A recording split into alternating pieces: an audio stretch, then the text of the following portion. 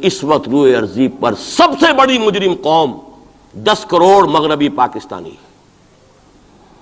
یہ میں ڈنکے کی چوٹ کہہ رہا ہوں اور بہت عرصے سے کہہ رہا ہوں، اس لیے کہ ہم وہ لوگ ہیں کہ جنہوں نے اسلام کے نام پر ملک بنایا. کوئی ملک دوسرا دنیا میں اس وقت اسلام کے نام پر نہیں بنا. ہم وہ لوگ ہیں پاکستان بنانے کے لیے لاکھوں جانیں مسلمانوں کی کلمہ گوؤں کی گئیں اور ہزاروں عصمتیں لوٹیں، اور نہ معلوم کتنی مسلمان لڑکیاں اور عورتیں جو ہے رہ گئی پھر بھی ہمیشہ ہی سکھوں کے پاس، اور وہ آئی نہیں پاکستان اس اسلام کے نام پر. اور کیا کیا ہے ہم نے؟ 46 برس ہو گئے، اس کہاں اسلام ہوا. لہذا اس سے بڑی مجرم قوم عربوں کے بعد ہم یہ کہہ سکتے ہیں ہمارا عام آدمی قرآن نہیں پڑھتا، قرآن جانتا نہیں، ٹھیک ہے، اپلی ہے کچھ نہ کچھ، اس اعتبار سے ان کے بعد نمبر ہمارا ہے، لیکن باقی پوری دنیا کے مسلمانوں سے بڑھ کر مجرم ہم. اور ہم اصل میں نہ صرف یہ کہ خود اپنے حصے کے مجرم ہیں، بھارت کے مسلمانوں کا بھی سارا وبال ہماری گردن پر ہے. آج میں چاہتا ہوں کہ اس کو آپ اچھی طرح نوٹ کر لیں. بھارت کے مسلمانوں نے، جسے آپ فرض کفایہ کہتے ہیں، نماز جنازہ فرض کفایہ، چند لوگوں نے بھی کسی مسلمان کی نماز پڑھ لی تو سب کی طرف سے ادا ہوگی، کسی نے بھی نہیں پڑھی تو سب مجرم ہو جائیں گے، بستی کے سب لوگ مجرم ہوں. بھارت کے مسلمانوں نے فرض کفایہ ادا کیا جب پاکستان بنوا دیا آپ کو، اور اس کی قیمت آج بھی وہ دے رہے ہیں. کھلے نعرے لگ رہے ہیں مسلمان کے 2 استھان، پاکستان یا قبرستان، تیسرا کوئی جگہ نہیں. ڈنکے کی چوٹ کہا بابری مسجد کے بعد ایل کے اڈوانی نے، ہم ساری مسجدیں گرا دیں گے ہندوستان کے اندر، کوئی مسجد باقی نہیں چھوڑے. ڈنکے کی چوٹ اعلانیہ، یہ سب کچھ ہو رہا، اور یہ نعرے تو نہ معلوم کب سے لگ رہے ہیں، اور نہ معلوم کب سے میں یہاں ان مسجدوں کے اندر بھی اور اپنی تقریروں میں غور کرتا رہا ہوں کہ کیا وہاں ہو رہا ہے. لیکن ہمارے تو کان پر جوں نہیں ریگتی. ہمارے تو وہی دھندے ہیں، وہی کاروبار ہے، اپنا بزنس ہے، اس کے سارے مسئلے ہیں، اس کی اپنی بلڈنگیں ہیں، اپنی موٹریں ہیں، اپنے ٹیلی ویژن ہیں، اپنے کئی کورسز کے ڈنرز ہیں. اللہ خیر صلی اللہ، ہمیں بحث کیا اسلام سے؟ تو بتائیے ہم سے بڑا مجرم کون ہوگا؟ آج جو کچھ ہندوستانی مسلمان پر بیت رہی ہے اس کا جرم ہمارے کندھے پر. یہ میں جذباتی انداز میں نہیں کہہ رہا، میں تو 2 اور 2 4 کی طرح ثابت کر سکتا ہوں. انہوں نے فرض کفایہ ادا کر دیا، اور اس وقت یاد کیجئے مولانا ابوالکلام آزاد، مولانا مدنی، جمعیت علماء ہند کے علماء اپنے تقدس اور اپنے تدین اور اپنے تقوی کے اعتبار سے انکویسچنیبل، کوئی شک و شبہ نہیں ہو سکتا ان کی نیت پر اور ان کے تقوی پر اور کردار پر. انہوں نے کیا کہا تھا؟ یہی کہا تھا کہ یہ پاکستان بنا کر تم مسلمانان ہند کو 3 حصوں میں تقسیم کر دو گے. 3 میں کہا تھا، 2 میں نہیں، 3 میں. حالانکہ بظاہر تو ایک پاکستان بن رہا تھا نا، لیکن یہ مولانا ابوالکلام آزاد کے الفاظ تھے کہ 25 برس سے زیادہ یہ 2 خطے یکجا نہیں رہ سکتے. اور 25 برس کیا، 24.25 برس میں ٹوٹ گیا پاکستان. 25 برس پورے نہیں ہوئے، اور ان کے الفاظ تھے یہ کہ 25 برس سے زائد جمع نہیں رہ سکتے. 24.25 برس میں ختم ہو گیا. 16 دسمبر 1970 کو پاکستان ختم ہو گیا کہ نہیں ہو 71 کو. بہرحال نوٹ کرنے کی بات ہے، ہم نے کیا کہا تھا؟ میں بھی مسلم لیگی تھا، میں نے بھی نعرے لگائے ہیں، چاہے غیر شعوری دور تھا، ہائی اسکول اسٹوڈنٹ تھا. پاکستان کا مطلب کیا، لا الہ الا اللہ، فلک شگاف نعرے لگائے ہیں. اور نوائے وقت کا پرچہ انتظار کرتے تھے اسٹیشن پر کھڑے ہو کر، حصار ریلوے اسٹیشن کے اوپر، کہ اب گاڑی آئی اور اب نوائے وقت لیا اور پھیل گئے پورے شہر میں اس کو پہنچانے کے لیے. ہم کیا کہا کرتے تھے؟ جی نہیں، 2 طرف سے پاکستان جو ہے مضبوط پاکستان ہوگا. ہندوستان میں کسی ہندو کو جرت ہوگی مسلمان کے لیے کوئی میلی نگاہ سے دیکھنا بھی؟ وہ سارے خواب کہاں گئے؟ وہ تو حرم ہوئے. وہ 2 طرف کا جفا تھا وہ تو ختم ہوا، اس لیے کہ وہ زنبور تو اب رہا ہی نہیں، وہ تو کھل گئی، نوٹ ہی ختم ہوئی وہ مشرقی پاکستان. اور حال یہ ہے کہ آپ کی وزیر اعظم بنگلہ دیش نے یہ بھی پسند نہیں کیا کہ بابری مسجد پر جو بیان تھا وہ نواز شریف صاحب کے ساتھ مشترک بیان دے دیں. یہ اشتراک بھی دنیا کے سامنے نہ آ جائے کہ مشرقی پاکستان سابقہ اور اس وقت بنگلہ دیش کی وزیر اعظم اور مغربی پاکستان جو اب وٹ ریمینز آف پاکستان کے تحت صرف پاکستان ہے، اس کے وزرائے اعظم نے مشترکہ بیان دے دیا. یہ بھی نہیں آنا چاہیے. یہ حال ہے ہمارا. حالانکہ بات اپنی جگہ پر کوئی ایسی نہیں تھی، کوئی سیاسی نہیں، ایک مذہبی معاملے کے اوپر اظہار رائے کرنا تھا. انہوں نے کہا نہیں، آپ کے ساتھ مشترک بیان میں نہیں دوں گی، نہیں دیا اس نے. تو وہ جو تھا 2 طرف سے جفا وہ تو سن 71 میں کھل گیا. جو ہمارا حال ہے وہ تو ہونا ہی تھا. یہ ملک بنا اسلام کے نام پر، اس کا استحکام ہو سکتا تھا تو صرف اسلام کی بنیاد پر ہو سکتا تھا. اسلام سے غداری کی لہذا یہاں تو اب قومیتیں ہیں، یہاں تو اب ایتھنک اور ریجنل اور نہ معلوم کس کس قسم کی اور لنگوسٹک جو ہے نیشنلٹیز ہیں، نیشنلزمز ہیں، وہ جو ایک امت ایک وقت میں بن گئی تھی، ایک قوم مسلم قوم ہندو کے مقابلے کے لیے، وہ تو ختم ہوئی۔ اور حال کیا ہو گیا ہے، اس سے پہلے بھی کبھی کبھی ہندو مسلم فسادات ہوتے تھے، کیا سندھ سے مسلمان نہیں پہنچ جاتا تھا وہاں ریلیف کے لیے؟ کیا پنجاب سے اور سرحد سے مسلمان نہیں جاتے تھے؟ بہار نہیں گئے تھے؟ کیا کانپور کی مسجد شہید ہوئی تھی 1915 میں تو پوری ہندوستان سے مسلمان نہیں پہنچ گئے؟ آپ کیا کر رہے ہیں؟ مندر گرا دیے، یہاں بڑی بہادری کا کام کیا، مندر گرا دیے، شرم سے ڈوب مرنے کا مقام ہے۔ یہاں بھی گویا کہ ہم اپنے عمل سے اسلام کی مخالفت کر رہے ہیں۔ اسلام تو اجازت نہیں دیتا، آپ کسی اور کے جرم کی سزا کسی اور شخص کو نہیں دے سکتے۔ ہمارے پاس تو یہ سیکریٹ ٹرسٹ ہیں، یہ لوگ ذمہ وہ اپنے آپ کو منواتے نہیں، لیکن ہمارے تصور سے، اسلام کے تصور سے ذمہ ہیں۔ ان کی جان، مال، عزت، آبرو، ان کی عبادت گاہوں کی حفاظت کا ذمہ ہے ہمارا۔ ایک بڑی بہادری کی ہے، ذرا سوچئے تو صحیح کیا دنیا نے سوچا ہوگا، اور نتیجہ کیا نکلا؟ اگر کسی درجے میں بھی بابری مسجد کی شہادت پر کوئی دنیا میں کوئی رائے عامہ ہو سکتی تھی کوئی ہندوستان کے خلاف، ختم ہو گئی۔ جو انہوں نے کیا 10 گنا تم نے کر لیا۔ انہوں نے ایک مسجد گرائی ہے، تم نے اتنے 100 کہتے ہیں، پتہ نہیں مجھے تو معلوم نہیں 100 گرائے کتنے گرائے ہیں، بہرحال جتنے مندر تھے تم نے گرا دیے۔ فرق کیا ہے؟ ایک کردار ہے تمہارا، ایک ہی تمہارا اخلاق ہے، ایک ہی تمہارا معیار ہے، کوئی فرق ہی نہیں۔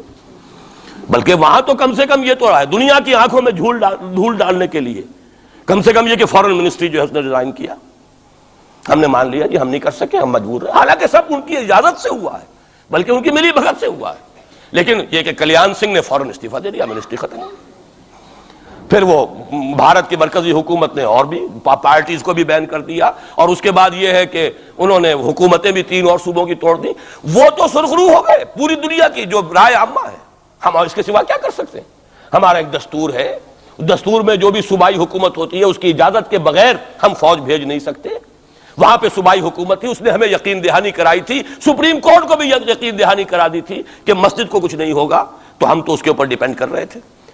ہے سب جھوٹ، سب کو پتا تھا جو کچھ ہوگا، اندر خانے ملی بھگت تھی، لیکن یہ ہے کہ کم سے کم انہوں نے فیس سیونگ کے لیے ان کے پاس مواد موجود ہے، آپ کے پاس تو وہ بھی نہیں۔ آپ کے تو اخبارات نے لکھا ہے کہ کارپوریشنز کے ٹریکٹرز جو ہیں گئے ہیں گرانے کے لیے، اور وزراء جو ہیں، ایک وزیر کا نادر پرویز کا تو نام آیا ہے، اخبار میں خبر تھی، ہم نے بھی پڑھی تھی، فوٹو بھی دیکھا تھا کہ وہ خود ہاتھ میں پھاوڑا لے کر جو ہے وہ منظر گرانے کے لیے چلے۔ یہ جو صورتحال ہے جان لیجئے، اس وقت میں آپ کو بتانا چاہتا ہوں ہندوستان کے مسلمان پر تو جو قیامت بیت رہی ہے۔ میں نے اپنا ایک تاثر کچھ عرصے پہلے یہاں پر بیان کیا تھا، رہا ہے میرا تاثر، اور وہ ہے اصل میں وہ لاسٹ سپر جو ہے انجیل میں جس کا تذکرہ ہے حضرت مسیح علیہ السلام نے جو آخری کھانا رفع سماوی سے قبل کھایا ہے اس باغ میں جہاں روپوش تھے اپنے حواریین کے ساتھ۔ تو اس میں یہ الفاظ آئے ہیں، میں نہیں جانتا صحیح ہیں غلط ہیں، وہ ایک علیحدہ بات ہے، کہ آپ نے وہ روٹی توڑی اور کہا کھاؤ، eat and this is my flesh, یہ میرا گوشت ہے، کھاؤ۔ اور اس کو کہتے ہیں وائن، کوئی مشروب ہوگا جو بھی ہوگا، ڈالا کہ پیو، drink and this is my blood. میرا احساس ہمیشہ یہ رہا ہے، اس کے بعد کچھ ماند پڑ گیا، جب یہاں مسلمان نے یہاں مارا ہے اور کچلا ہے اور زندہ آگ میں جلایا، پھر بات ختم ہو گئی، میرے دل کے اوپر سے وہ احساس ختم ہو گئے۔ وہاں ہندو کے ہاتھوں جب مسلمان کے ساتھ یہ کچھ ہوتا تھا تو پھر جب میں کھانا کھاتا تھا محسوس کرتا تھا کہ میں ہندوستانی مسلمان کا گوشت کھا رہا ہوں اور ہندوستانی مسلمان کا خون پی رہا ہوں۔ یہ ہمیں عیش جو یہاں حاصل ہے، جو آرام حاصل ہے، جو ہمیں یہاں پر سہولتیں حاصل ہیں، جو معاشی اس کی کاسٹ پر ہے۔ اس نے آپ کو یہ ملک لے کر دیا اور آج تک اس کی قیمت ادا کر رہا ہے، اور ہم جو ہے عیش کر رہے ہیں، گل چھرے اڑا رہے ہیں۔ یہاں جس کے پاس 2 پیسے ہو گئے برقع اتار کے اس نے پھینک دیا، یہ معلوم ہوتا ہے کہ یہ تو مفلسی کو چھپانے کا ذریعہ تھا۔ 4 پیسے ہوں، اچھے کپڑے پہنے ہوئے ہوں، میک اپ صحیح کیا ہوا ہو، تو پھر برقعے کی کیا ضرورت ہے؟ اور میں نے شاید سنا ہے آپ کو، مجھ سے تو چند لڑکیوں نے یہ الفاظ کہے باقاعدہ۔ میں جب پریکٹس کرتا تھا لاہور میں کرشن نگر میں، تو ایک گھرانے کی، اور مجھے معلوم ہوا کہ ان کے والد انتہائی نیک تہجد گزار، کئی لڑکیاں تھیں بہنیں، ایک ہی تقریباً عمر 200 سے 1.5 سال کی، کبھی وہ آتی تھی کلینک میں میرے تو برقعے سمیت، کبھی آ رہے ہیں تو بغیر برقعے کے۔ تو میں نے پوچھا یہ کیا تماشا ہے آپ لوگوں کا، کبھی بغیر برقعے کے کبھی برقعے سمیت۔ صاف جواب دیا، میں ان کے الفاظ کوٹ اینڈ کوٹ میں ان کے الفاظ کوٹ کر رہا ہوں، ڈاکٹر صاحب جب ہمیں کوئی میک اپ کرنے کا، کپڑے بدلنے کا موقع نہیں ملتا تو ہم برقع پہن لیتے ہیں، اور جب ہمیں موقع ملتا پھر ہم برقع کائے کو پہن۔ تو گویا کہ اس کو چھپانے کا ذریعہ برقع ہے کہ کپڑے میلے ہیں، میک اپ نہیں کیا تو لہذا برقع پہن لیا جائے۔ یہ ہے حال پاکستان میں اسلام کا جو ہم نے بنایا ہے۔ تو میں جو کچھ دیکھ رہا ہوں وہ یہ ہے کہ ہندوستان میں تو قیامت، اب وہاں جو آفیشیل فگرز ہیں 1000 1200 کتنے ہیں، لیکن کم سے کم 10,000 آدمی، اور اب یہ چین ہے فسادات کی۔ کل کے اخبار میں احمد آباد کی تھی، کبھی کہیں ہے کبھی کہیں ہے، اور واقعہ یہ ہے کہ تبصرے یہ ہو رہے ہیں کہ ہندو فنڈامنٹلزم از آن دی رائز۔ یہ جو کچھ ہوا ہے، جتنا بھی اس کے اندر ان کو گرایا گیا ہے، ان کی حکومتیں گرائی گئی ہیں، اس سے انہیں تقویت حاصل ہو رہی ہے۔ They are getting stronger and stronger. Congress کے لیے اب اپنی جو ہے جان بچانی مشکل ہے، اور اس وقت سب سے بڑا ان کے لیے جو ہو گیا وہ یہ ہے کہ وہ کمیونسٹوں کی سپورٹ کے بغیر چل نہیں سکتے، اور کمیونسٹ جو ہے وہ ان کی جو اس وقت وہ امریکہ کے زیر اثر جو اپنی اکنامک پالیسیز چینج کر رہے ہیں اس کا ساتھ دینے کو تیار نہیں۔ تو یہ ڈائلیما ہے۔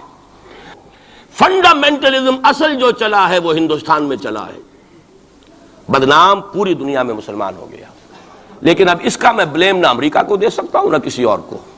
یہ تو اے باد سبا ہم آوردہ توستی، ہمارا اپنا کیا دھرا ہے۔ یہ 1925 یہ جو دوسری جماعتیں ہیں، وی ایچ پی ہے، وشوا ہندو پریشد، یہ اس کی ایک ذیلی تنظیم ہے، جیسے جماعت اسلامی کی ذیلی تنظیمیں ہیں اسی طرح کی ذیلی تنظیم ہے۔ آر ایس ایس خود کبھی نہیں آئی پالیٹکس میں، اور 2 مرتبہ تاریخ میں اس کو بین کیا جا چکا ہے ہندوستان میں، چونکہ آر ایس ایس کا آدمی تھا جس نے گاندھی کو ایسیسینیٹ کیا تھا 1948 میں۔ دی پارٹی واز بینڈ۔ اس کے بعد جب اندرا گاندھی کا دور آیا ہے وہ ایمرجنسی کا، اس میں بھی پارٹیز اس نے بین کی تھی، آر ایس ایس بھی بین ہوئی ہے، لیکن ہر مرتبہ پہلے سے زیادہ ابھر کر آئی ہے وہ۔ اور آج یہ سب کے سب وی ایچ پی والے، بی جے پی والے، یہ سب در حقیقت آر ایس ایس کے آدمی، کہ اس وقت ہندوستان میں مسلمانوں کی حالت بہت مخدوش ہے۔ کتنا بڑا انہوں نے قدم اٹھایا ہے، اور مسلمان کیا کر سکتا تھا؟ کوئی ریزنٹمنٹ کی ہزاروں سینکڑوں، اور پولیس والوں نے بھولے، وہاں کوئی اس وقت رائٹس نہیں ہوئے، اور صاف کہا ہے ریڈیوز نے بھی، بی بی سی نے بھی، پولیس کی فائرنگ سے مارے گئے۔ ایک دن میں 300 آدمی بامبے کے اندر جو ہلاک ہوا ہے پولیس فائرنگ سے ہوا۔ کیسے مقابلہ کر لے؟ فوج کا کیسے کر لے؟ پولیس کا کیسے کر لے؟ اس اعتبار سے جو کچھ وہاں بیت رہی ہے وہ تو بیت رہی ہے، جو ہم پہ گزری سو گزری مگر شب ہجراں۔ اب یہ معاملہ پاکستان والوں کے سوچنے کا ہے، جو ہم پر گزرے گی۔ کچھ لوگ ہمارے ہاں بڑے دانشور بنے پھرتے ہیں اور بڑے شوق سے ارے ہندوستان ٹوٹ جائے گا، وہ تو ٹوٹے گا، لیکن اس کے ٹوٹنے سے پہلے تم پر جو آفت ٹوٹے گی اس کا تمہیں تصور نہیں ہے۔ تم سمجھتے ہو کہ یہ جو لکیر کھینچی ہوئی سرحد کی یہ بچا لے گی، جبکہ اصل مجرم تم ہو، میں ہوں، آپ ہیں، جنہوں نے ان کی کوسٹ پر یہاں عیش کے اپنے ایوان سجائے ہیں، ان کا خون پی رہے ہیں یہاں پر عیش گاہوں کے اندر۔ ہم ہیں اصل مجرم، تو ہم در حقیقت وہ عذاب الہی جو ہے بالکل سر پر آ چکا، اور یہ میں بتا چکا ہوں کہ اول نمبر مجرم مسلمانان عرب، نمبر 2 مسلمانان پاکستان۔ لیکن قوم یونس کی طرح سے ایک امکان ہے کہ ہم ابھی توبہ کریں، روئیں، گڑ گڑائیں، فیصلے کریں، زندگیوں کو بدلیں۔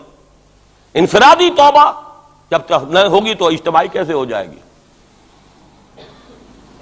افراد کے ہاتھوں میں ہے اقوام کی تقدیر، ہر فرد ہے ملت کے مقدر کا ستارہ۔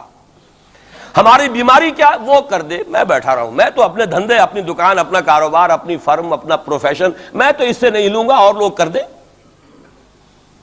بہت کریں گے، کوئی تھوڑے سے چندے دے دیں گے، بس بہت ہے، باقی ہمارے عیش، ہمارے کاروبار، ہمارے پروفیشن، ہم اس سے وقت کیسے نکال لیں؟ کیسے ممکن ہے؟ پھر کسی کے ہاتھ میں ہاتھ کیسے دے دیں؟ کسی کو امیر مان لیں، اس کا حکم مانیں؟